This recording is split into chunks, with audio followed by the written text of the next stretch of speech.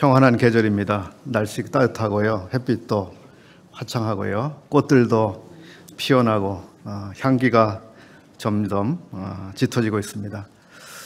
우리 교회 마당에 아주 멋진 매화나무가 하나 있습니다.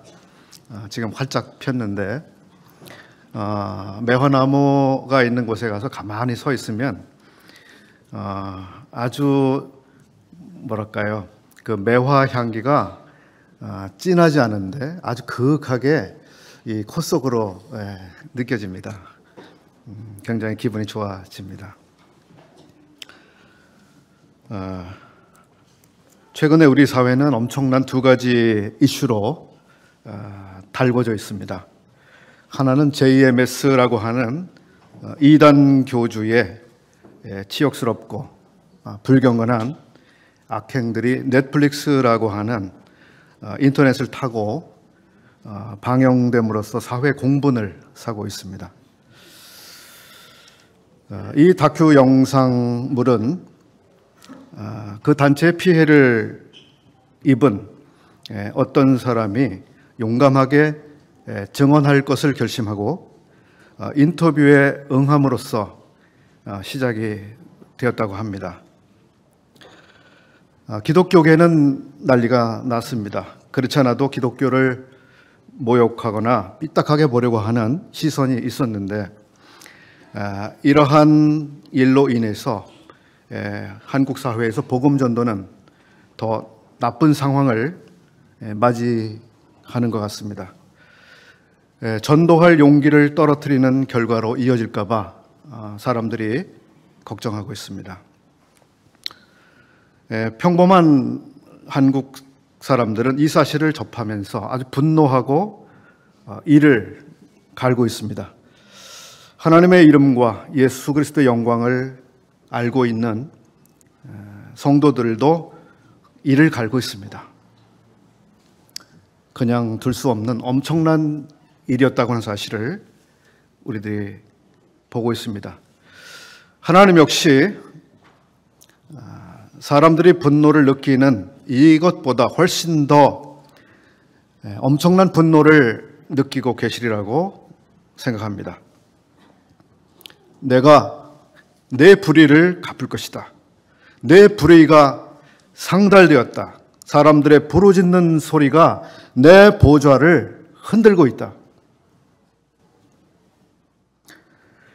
하나님께서 인간 사회를 심판하실 때 심판하셔야만 하는 정도로 하나님이 분노하신 그런 때의 정황에 대해서 성경은 이렇게 기록하고 있습니다. 요나서 1장 2절에는 이런 말씀이 나오는데요. 너는 일어나 저 큰 성읍 니느웨로 가서 그것을 향하여 외치라.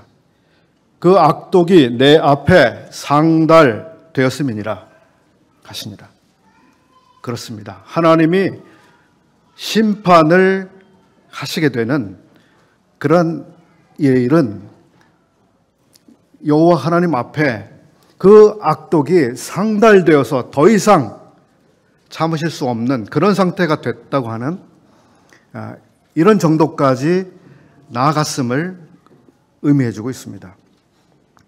우리 사회의 두 번째 뜨거운 이슈는 역시 넷플릭스라고 하는 것을 통해서 알려지고 있는데요. 더 글로리라고 하는 드라마입니다. 보신 분들이 더러 계시리라고 생각하는데요. 저희 딸들은 좋아하더군요. 이 드라마는 주인공 배우가 유명하기 때문에 그렇게 관심이 높아진 측면도 있겠지만 작품이 잘 만들어졌기 때문일 것입니다.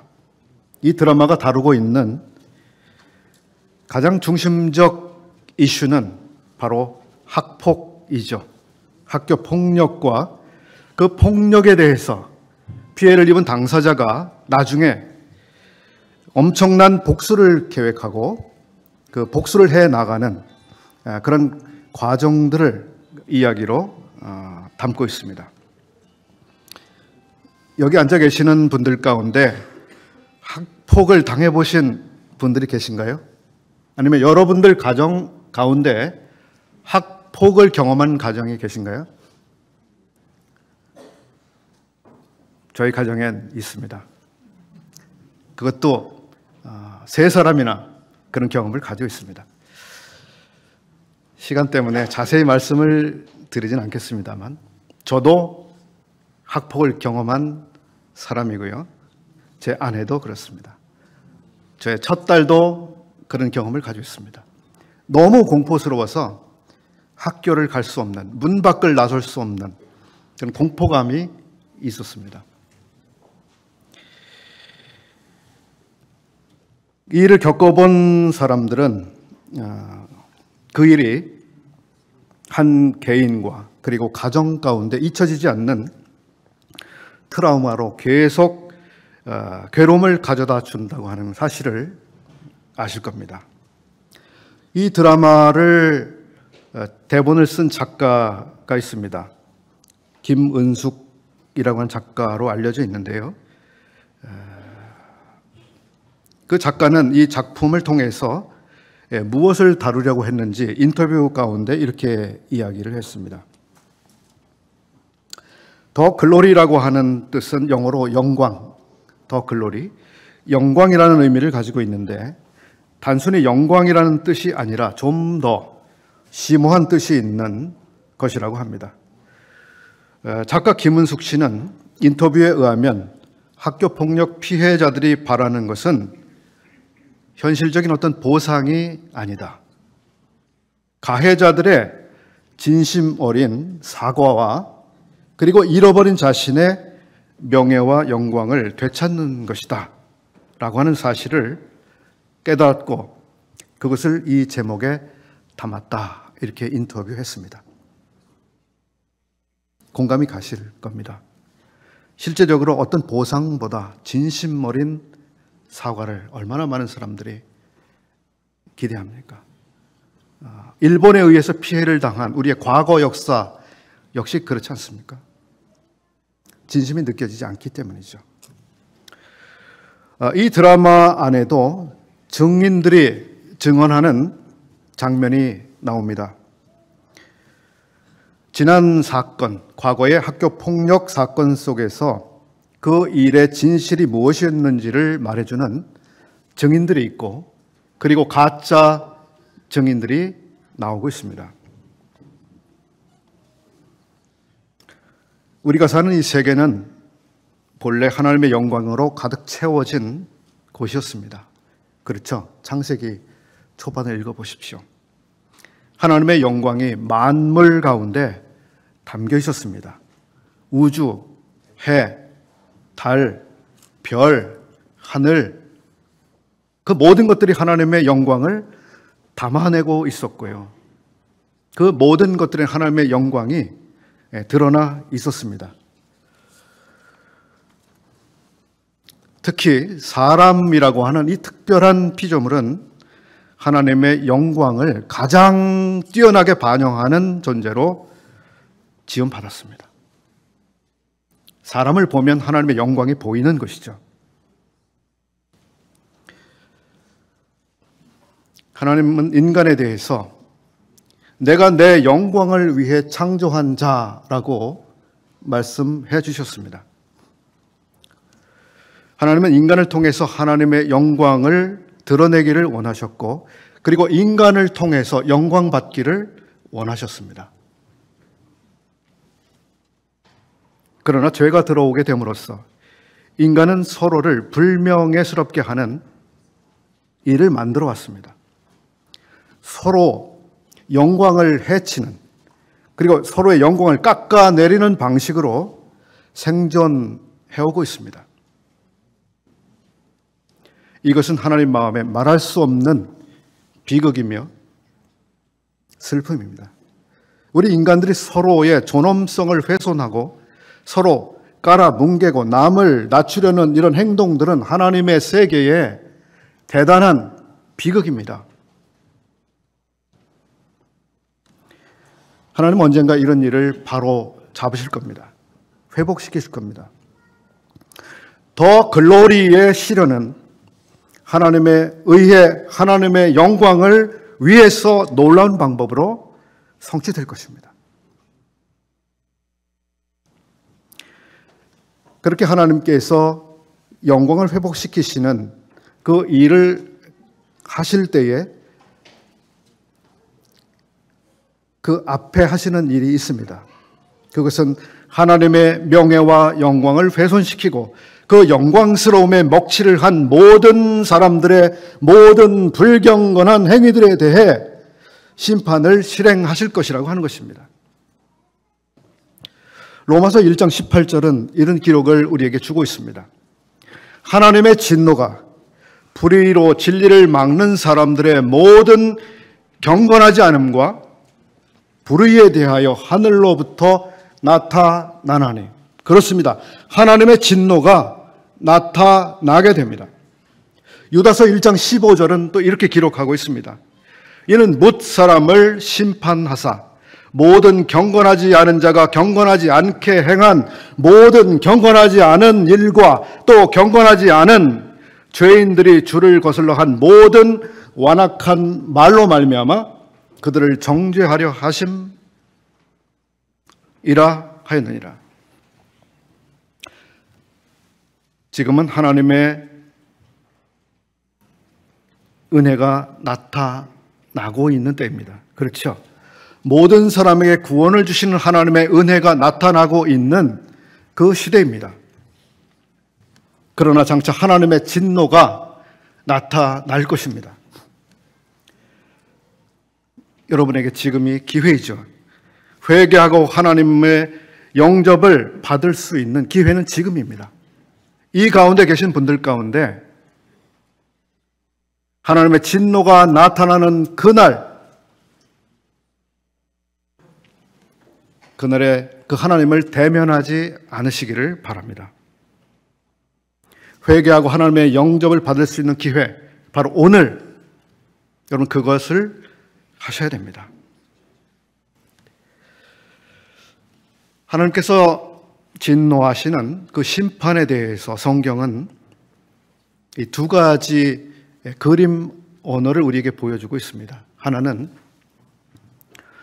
진노의 포도주라고 하는 것입니다. 포도주가 왜 진노를 상징적으로 보여주는 표현이 되었을까요? 포도주는 포도송이가 낫으로 베어져서 수확이 되죠. 그러면 포도송이들을 전부 알을 따서 포도즙 틀에 다 가져다 넣습니다. 포도즙 틀에 포도 알갱이들이 가득 채워집니다. 그러면 그 다음에 어떤 일을 할까요? 사람들이 그 포도즙 틀에 들어갑니다. 그리고 사정없이 그 포도들을 밟아댑니다. 다 부서질 때까지, 다 뭉개질 때까지, 형체가 남지 않을 때까지 다 밟아버립니다.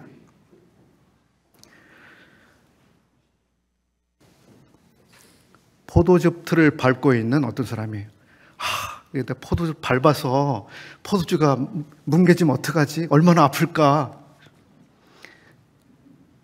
그런 생각을 할까요? 하지 않습니다. 포도를 밟기 위해서 그는 맨발로 거기에 들어가 있고요. 사정없이 포도들을 밟아댑니다.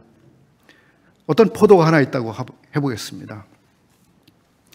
나는 밟히지 않을 거야. 아니, 밟아도 깨지지 않을 거야. 뭉개지지 않을 거야. 나는 단단한 결심을 했어. 자, 그 포도송이가 그대로 있게 될까요? 그럴 수 없습니다. 왜죠? 어떠한 포도송이도 그 포도 알갱이를 밟고 있는 사람의 무게, 그 압력을 견뎌낼 그런 포도는 없기 때문입니다. 하나님의 진노가 임하는 날, 그 진노를 나는 받을 수 있어, 참을 수 있어, 견딜 수 있어. 누가 그렇게 결심하겠습니까? 그리고 정말 그 결심대로 되리라고 누가 믿겠습니까? 무서운 진노, 견디어낼 존재가 없는 것이죠. 회개하지 않는 사람들이 하나님의 진노의 포도즙들에서 나오지 못하고 형벌을 받게 될 것입니다. 하나님의 영광을 무시하고 하나님의 영광을 훼손하고 하나님의 영광을 떠나서 자기 영광을 위해 살려고 하던 이 세계는 이렇게 무서운 진노 아래 놓이게 될 것입니다. 이 시간에 저는 앞에 계신 분들께 이렇게 묻겠습니다. 여러분께서는 어떤 영광을 알고 계십니까? 누구의 영광에 대해서 알고 계십니까? 그리고 여러분들의 삶은 누구의 영광을 위한 삶입니까? 하나님을 알지 못하는 이 온 세계는 하나님의 영광에 대해 하나님의 영광을 위해 살아가지 않습니다. 여러분들은 어떤 영광을 위해 살고 계십니까? 이 세상처럼 자기의 영광을 위해서 그렇게 살아가고 계시나요? 하나님의 진노의 심판을 보여주고 있는 비슷한 그림 하나가 성경에 나타나 있습니다. 그 그림은 포도주가 담겨 있는 잔입니다. 앞에서는 포도가 뭉개지는 포도즙 틀이었고요. 이건 포도주 잔입니다. 하나님은 범죄한 나라들을 심판하시기 위해서 그 심판을 불러오게 되는 진노의 잔을 마시게 만드십니다. 마시게 만드십니다. 안 마실 수 없게 그렇게 하십니다. 예레미야서 25장 15절 이하의 말씀 몇 절을 읽겠습니다. 이스라엘의 하나님 여호와께서 이같이 내게 말씀하시되 너는 내 손에서 이 진노의 잔을 받아 가지고 내가 너를 보내는 바 그 모든 나라로 마시게 하라. 17절 내가 여호와의 손에서 그 잔을 받아서 여호와께서 나를 보내신 바 그 모든 나라로 마시게 하되 28절 그들이 만일 내 손에서 잔을 받아 마시기를 거절하거든 너는 그들에게 이르기를 만군의 여호와의 말씀에 너희가 반드시 마시리라. 너희가 반드시 마시리라. 하나님의 진노를 불러일으키는 그 잔을 아무도 피할 수 없을 것이다. 반드시 마시게 될 것이다. 그 잔을 마신 자마다 그 나라들마다 진노를 받게 됩니다. 예레미야 49장 12절 말씀도 읽어보겠습니다. 여호와께서 이와 같이 말씀하시니라. 보라, 술잔을 마시는 습관이 없는 자도 반드시 마시겠거든 내가 형벌을 온전히 면하겠느냐? 면하지 못하리니 너는 반드시 마시리라. 이 말씀들에 의하면 범죄한 나라들, 세상의 모든 나라들은 반드시 잔을 마시게 됩니다. 거절하려고 해도 마실 수밖에 없게 됩니다. 따라서 우리는 모든 나라들이 하나님의 심판을 피할 수 없게 되며 그 잔을 받아 마시지 않을 수 없는 무서운 상황을 만나게 될 것이라는 사실을 볼 수 있습니다. 우리 역시 그렇습니다. 우리의 삶, 우리의 행위, 우리의 됨됨이 하나님의 진노의 잔을 받아 마시고 그 잔을 마신 자마다 무서운 심판을 당해야 되는 그 모든 사람들 중에 우리도 한 사람들입니다. 그럼에도 불구하고 우리가 방금 전에 다른 잔을 마셨습니다. 예배 시간에 우리가 다른 잔을 마셨습니다. 어떤 잔을 여러분 마셨습니까? 어떤 잔이요? 우리가 마신 잔은 주님이 마신 잔을 생각나게 하는 그런 잔이었습니다. 주님께서 제자들에게 이런 말씀을 하셨습니다. 내가 마시려 하는 잔을 너희가 마실 수 있느냐? 주님이 마시고자 하시는 잔이 있었습니다. 무슨 잔입니까? 하나님의 진노를 불러오는 잔, 하나님의 진노가 가득 담겨 있는 그 잔, 모든 불법한 나라들, 모든 범죄한 도시들의 그 역겨움 때문에 하나님이 반드시 심판하셔야 되는 하나님의 분노가 끓고 있는 그 잔, 그 잔을 주님이 마셔야 했습니다. 그리고 우리는 방금 전 주 앞에 예배를 드리면서 주님이 마셨던 그 잔을 기억했습니다.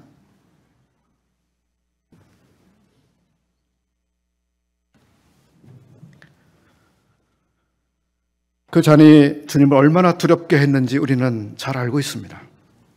요한복음 12장 27절 말씀인데요.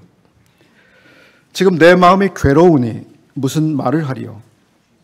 아버지여, 나를 구원하여 이 때를 면하게 하여 주옵소서. 그러나 내가 이를 위하여 이 때에 왔나이다.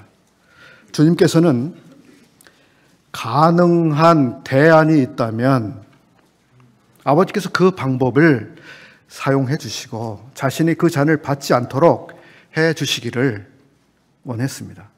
대안이 있다면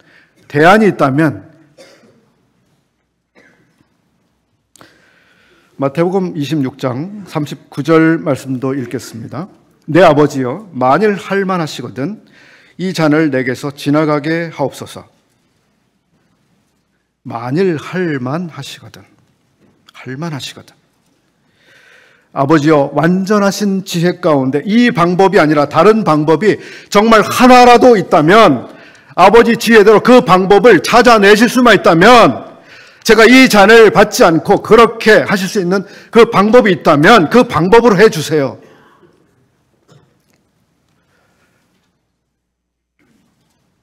하나님의 지혜도 그 방법을 발견하지 못하셨습니다. 오히려 이사야 선지자의 예언을 우리가 기억하는데요. 여호와께서는 그로 상함을 받게 하시기를 원하사 하셨습니다. 그로 상함을 받게 하시기를 원하사. 그 양이 죽임을 당해야 되고 그의 영혼이 속건 제물로 불태워지기를 여호와는 원하셨습니다. 그 양, 다른 대안이 없었습니다. 바로 그 양이어야 했습니다. 나는 이 양을 선택했다.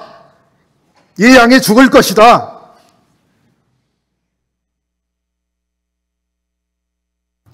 이 양으로 유월절 양이 되게 할 것이다.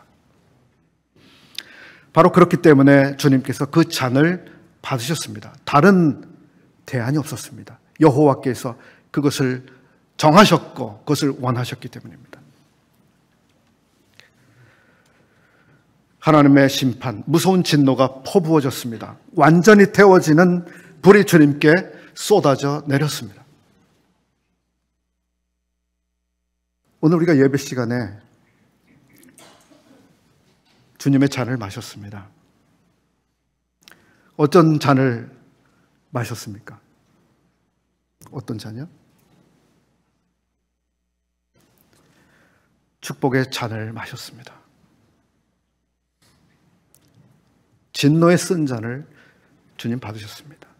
우리에게 축복의 달콤한 잔을 주셨습니다. 포도주 여러분 달콤하셨죠? 예, 달콤했습니다. 축복의 잔이었습니다. 저주를 주님이 끝내시고 축복을 가져오시는 그 잔을 우리에게 내미셨습니다. 우리가 그것을 받아 마셨습니다. 아직 그 잔을 못 받으신 분이 계십니까?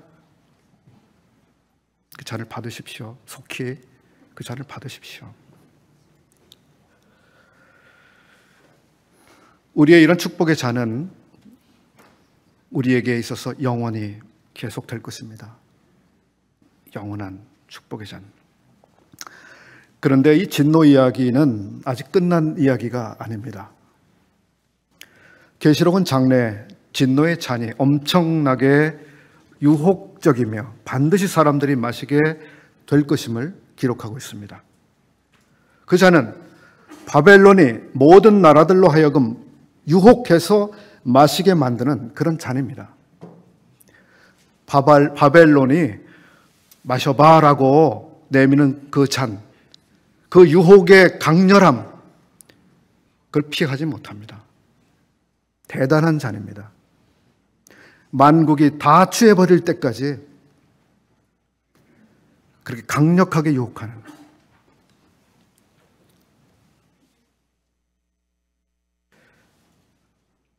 계시록 14장 8절은 이런 기록을 보여주고 있습니다.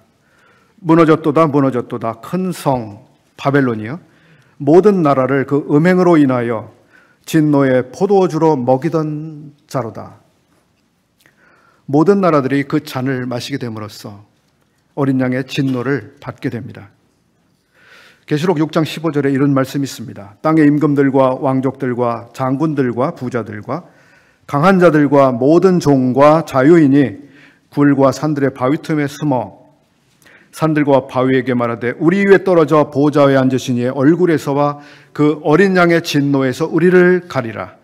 그들의 진노의 큰 날이 이르렀으니 누가 능히 서리요 하더라.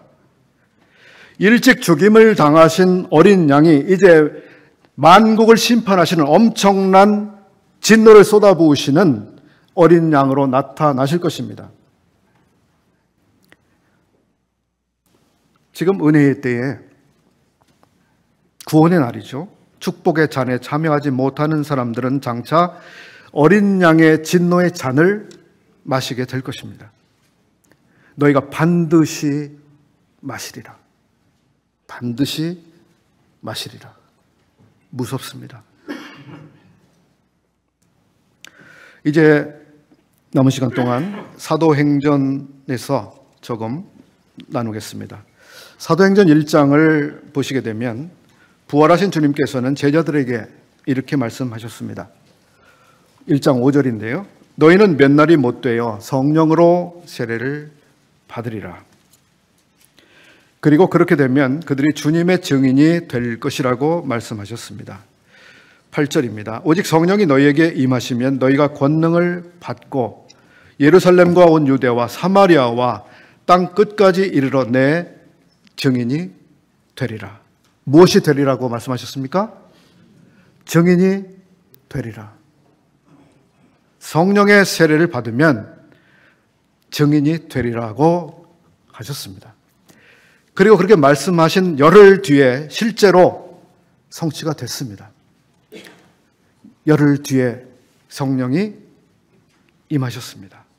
사람들은 성령의 세례를 받았습니다. 그리고 제자들은 증인이 되었습니다. 엄청난 일들이 일어났습니다. 사도들의 증거, 즉 예수 그리스도의 부활에 대한 증언은 수많은 사람들이 믿고 주께로 돌아오는 결과를 가져왔습니다. 그뿐 아니라 제자들의 증언 사역은 이렇게 좋은 쪽으로만 일이 진전된 것이 아니라 반대에 부딪히고 매를 맞기도 하고 투옥되기도 하고 여러 어려운 문제들이 일어나게 하기도 했습니다.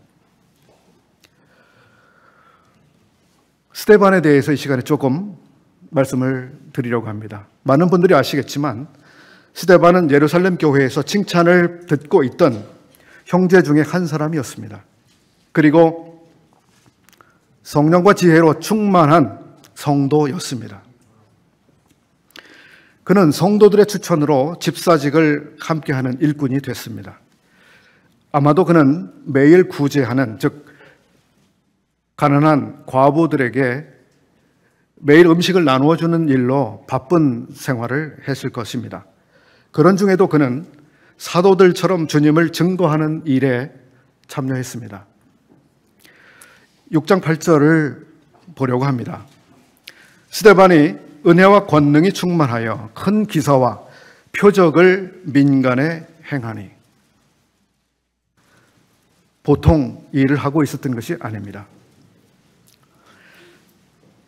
큰 기사와 표적을 민간에 그가 행하고 있었습니다. 이른바 자유민들, 즉 구레네인, 알렉산드리아인, 길리기아와 아시아에서 온 사람들의 회당에서 어떤 자들이 일어나 스데반과 더불어 논쟁할세. 스데반은 대단한 변론가였던 것 같습니다. 스데반이 지혜와 성령으로 말함을 그들이 능히 당하지 못하여. 스데반의 사역은 주로 헬라파 유대인들을 대상으로 했던 것 같습니다. 본인도 헬라파 형제이기도 했죠.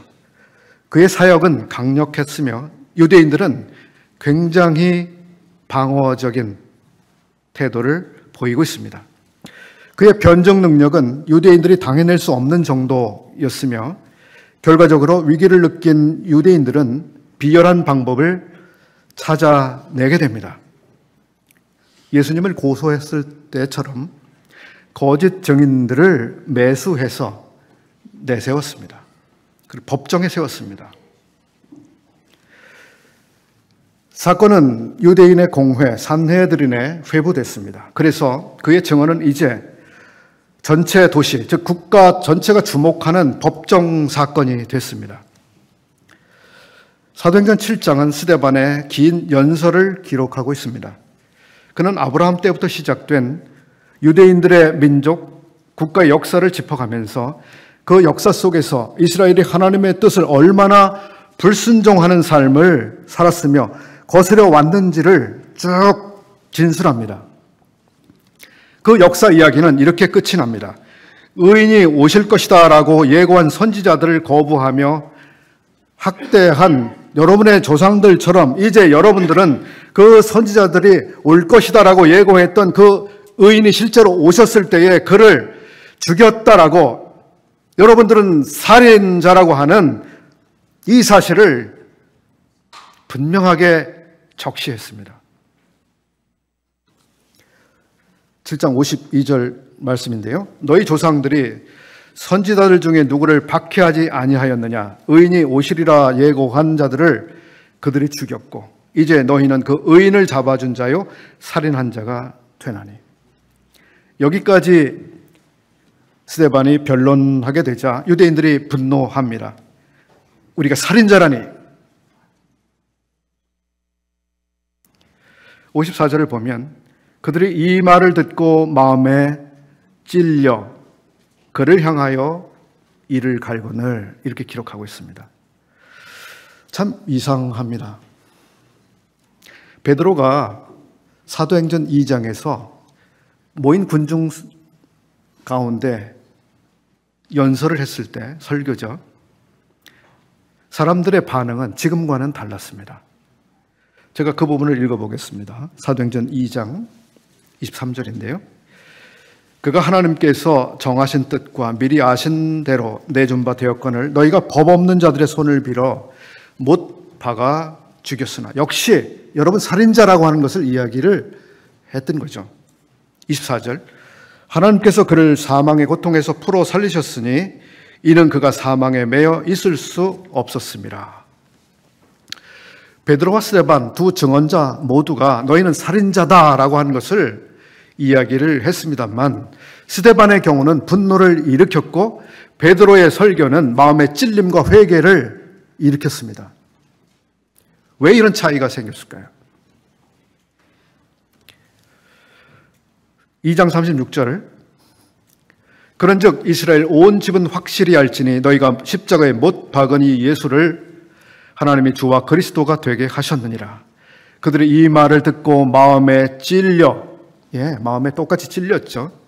베드로와 다른 사도들에게 물어 가로되 형제들아 우리가 어찌할꼬 하거늘.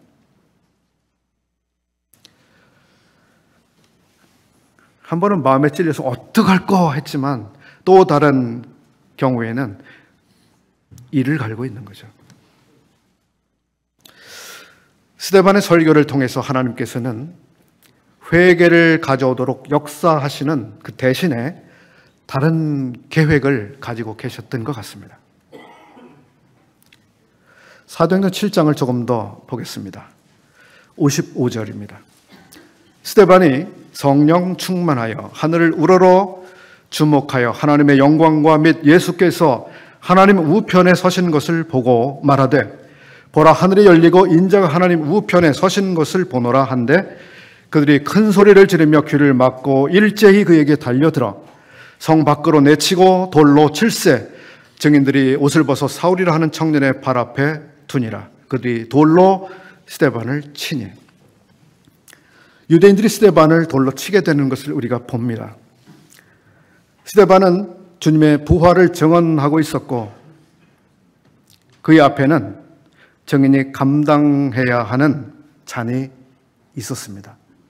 그 증언을 하면 어마어마한 분노가 일어날 것이었습니다. 내가 마시려 하는 잔을 너희가 마실 수 있느냐라고 제자들에게 주님이 예전에 물으셨는데요. 그 말씀의 후반은 이런 기록을 가지고 있습니다. 너희가 과연 내 잔을 마시리라 이렇게 말씀하셨습니다. 너희가 잔을 마실 것이다. 내가 나의 잔을 마시지만 너희도 잔을 마시게 될 것이다. 증인으로서 증인이기 때문에 받아야 되는 그 잔이 너희들에게 있겠다고 하신 것입니다. 스데반은 유대인들이 예고된 대로 오신 의인을 죽였다고 고소하는 말을 했음에도 유대인들은 그때까지만 해도 돌을 던지지 않았습니다. 돌을 던지기로 결정하는 결정적 증언이 있었습니다. 결정적 한방이죠. 요즘 말로. 더 이상 재판할 필요도 없고 더 이상 증거도 필요 없고 이제 다 끝났다. 완전한 증거를 우리가 얻게 되었다. 그리고 선고를 내리는 거죠. 그 결정적 한방이 무엇이었습니까? 결정적 한방. 그것은 신성 모독에 해당되는 죄를 스데반이 범했다고 본 것입니다. 신성 모독. 그것이 무엇입니까? 인자가 하나님 우편에 계시다라고 하는 발언을 한 것입니다. 인자가 하나님의 우편에 계시다라고 하는 것, 이거 어마어마한 이야기입니다. 이 이야기는 예수 그리스도께서도 하신 말씀이었고 예수님께서도 바로 그 말씀 때문에 유죄로 확정되셨고 십자가의 처형을 당하시게 된 바로 그 발언이었습니다. 마태복음 26장 62절 이하의 기록은 이렇게 되어 있습니다. 대제사장이 일어서서 예수께 묻되 아무 대답도 없느냐? 이 사람들이 너를 치는 증거가 어떠하냐 하되 예수께서 침묵하시거늘 대제사장이 이르되 내가 너로 살아계신 하나님께 맹세하게 하노니 내가 하나님의 아들 그리스도인지 우리에게 말하라. 자, 예수님이 어떻게 대답하셨는지 들어보십시오. 예수께서 이르시되 내가 말하였느니라. 그러나 내가 너희에게 이르노니 이후에 인자가 권능의 우편에 앉아있는 것과 하늘 구름을 타고 오는 것을 너희가 보리라. 유대교에서 유대인들 입장에서 받아들일 수 없는 엄청난 신성 모독의 발언입니다. 하나님 보좌, 우편, 거기 선다? 이에 대제사장이 자기 옷을 찢으며 이르되 그가 신성 모독하는 말을 하였으니 어찌 더 증인을 요구하리요. 사실 스데반은 예수님께서 법정 즉 공회에서 말씀하시던 대로 그렇게 주님이 예고하신 대로 지금 예수 그리스도께서 하나님 우편에 저기 계시다고 하는 것을 내가 지금 보고 있다라고 증언했던 것입니다. 예수님이 미리 말씀하신 그것이 사실대로 이루어졌다고 하는 것을 그가 말하고 있는 것입니다.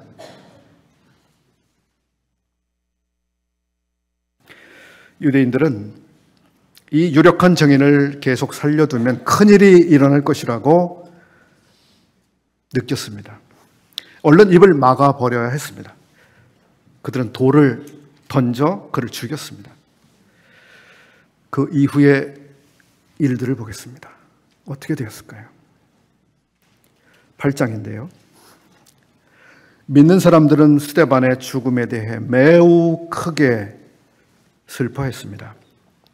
8장 2절, 경건한 사람들이 스데반을 장사하고 위하여 크게 울더라.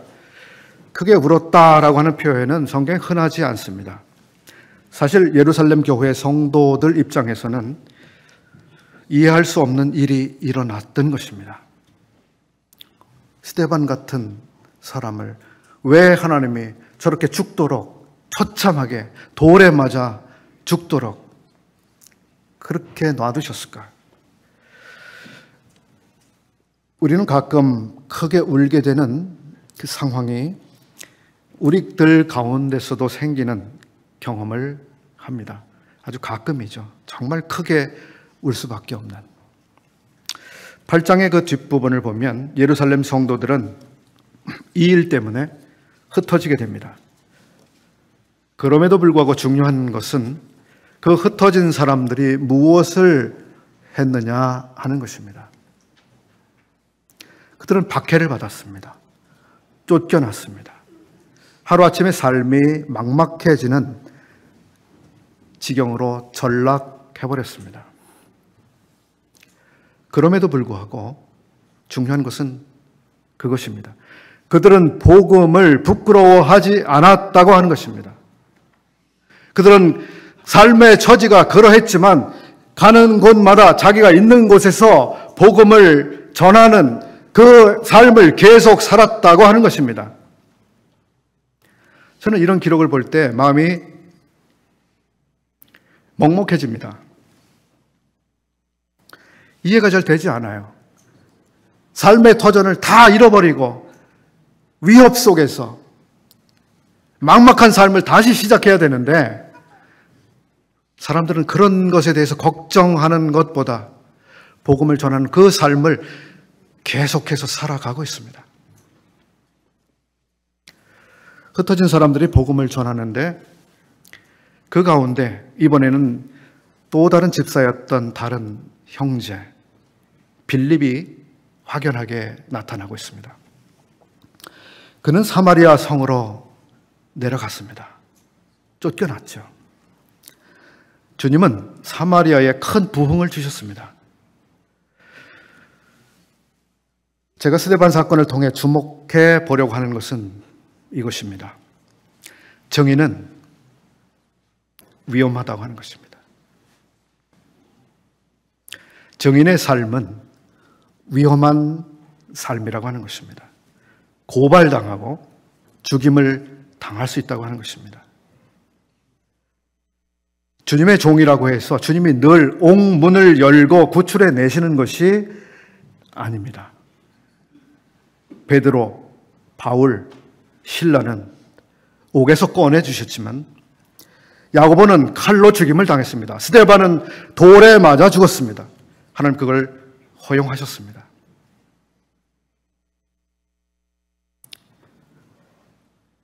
증인의 삶에 있는 것. 주님은 스데반의 죽음으로 일을 끝나게 하지 않으셨습니다. 거기가 끝이 아니었습니다.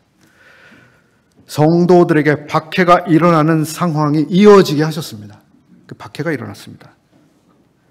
교회는 흩어졌습니다.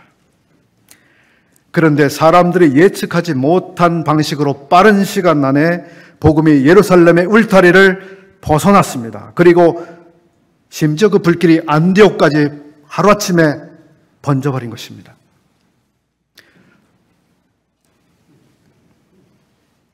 역전하시는 분이죠. 늘 역전하시는 하나님입니다. 이 사건 속에 또 하나 이상한 점이 발견되는데요.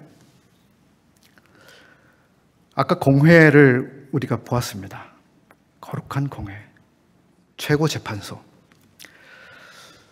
그곳에 있어야 되는 두 사람이 있었습니다. 한 사람은 아리마대 요셉이요, 또 한 사람의 이름은 니고데모입니다. 그들은 거룩한 공회 회원들이었습니다. 스데반에 대한 재판이 진행되고 있을 때 그분들이 어디에 있었을까요? 무엇을 하고 있었을까요? 저는 굉장히 궁금해집니다. 근데 근거 없이 이분들의 명예를 저는 손상시킬 생각은 없습니다. 이분들은 예전에도 그런 적이 있었습니다. 예수님이 공회에서 재판을 받으시고 처형되시는 그 사건이 진행되는 동안에도 예수님을 개인적으로 만났고 알았고 예수님을 믿었던 이 제자들이었지만 예수님이 재판을 받으시고 처형되시는 일련의 사건 속에서 이 제자들은 보이지 않았습니다. 법정에서 한마디도 하지 않았습니다.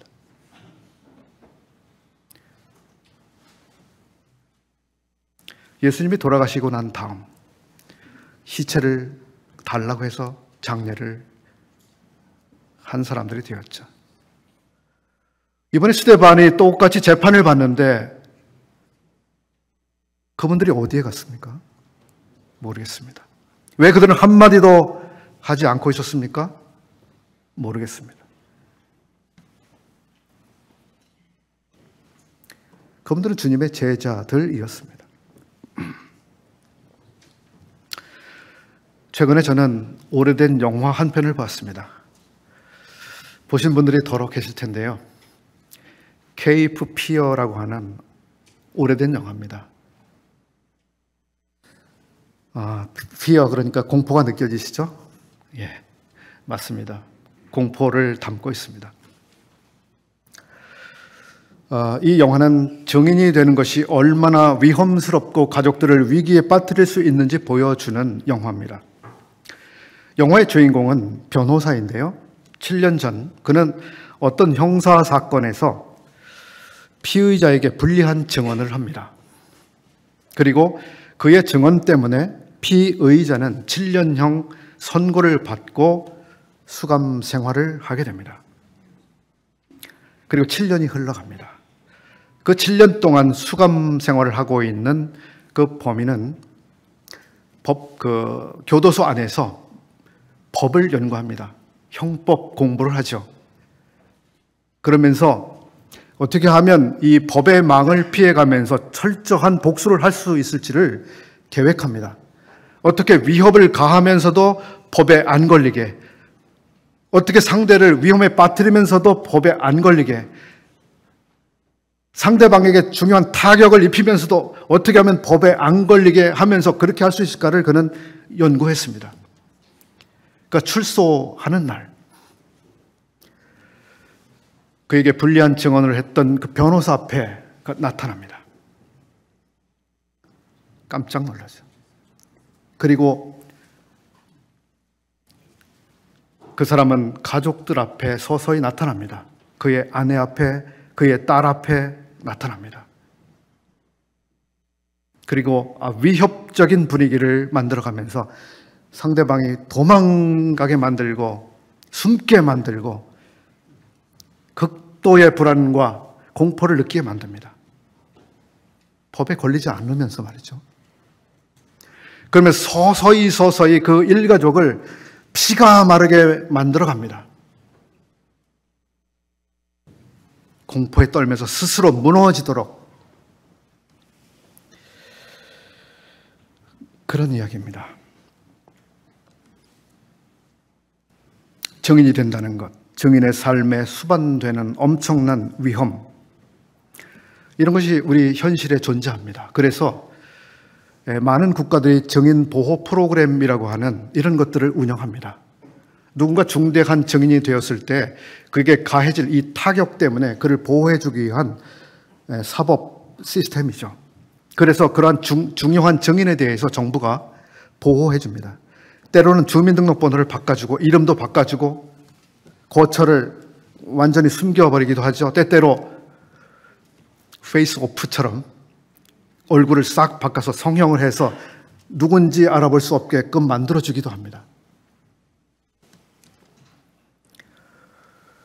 우리나라도 증인보호 프로그램을 운영한다고 하는데요. 아주 매우 허술하다고 알려져 있습니다. 증인이 되는 것을 조심하십시오.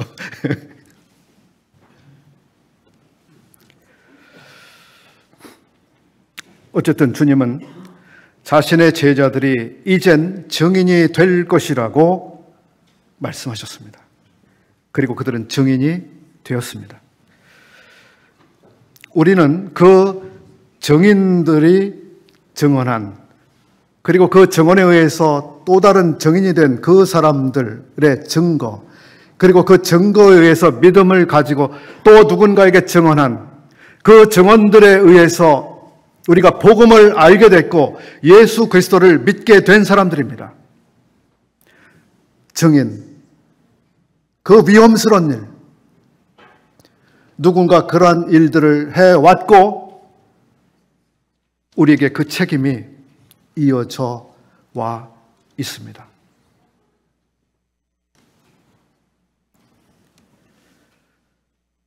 선택은 우리 몫입니다. 나는 내 잔을 마실 것이다. 너희에게는 너희가 마셔야 될 잔이 있다. 그리고 신실한 증인들에 의해서, 그 증언에 의해서 하나님은 놀라운 역사를 계속해 오셨습니다. 그리고 지금도 우리들 가운데 증인들을 찾고 계시죠. 위험스러운 일입니다. 위험한 일입니다. 그러나 그것을 누군가는 해야 합니다. 더 글로리에서 누군가는 증언을 했고 JMS라고 하는 나는 신이다라고 하는 그 다큐 속에서 누군가는 증언을 했습니다. 그래서 진실이 드러나게 됐습니다. 나는 무서워. 난 못해. 모든 사람이 그렇게 했다면 그 실체는 밝혀지지 않았겠죠.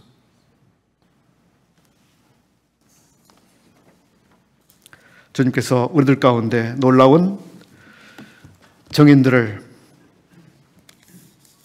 찾아주시고 또 신실한 증거들을 통해서 놀랍게 주님의 일들을 이루어 가시기를 기도합니다. 참 들어주셔서 감사합니다.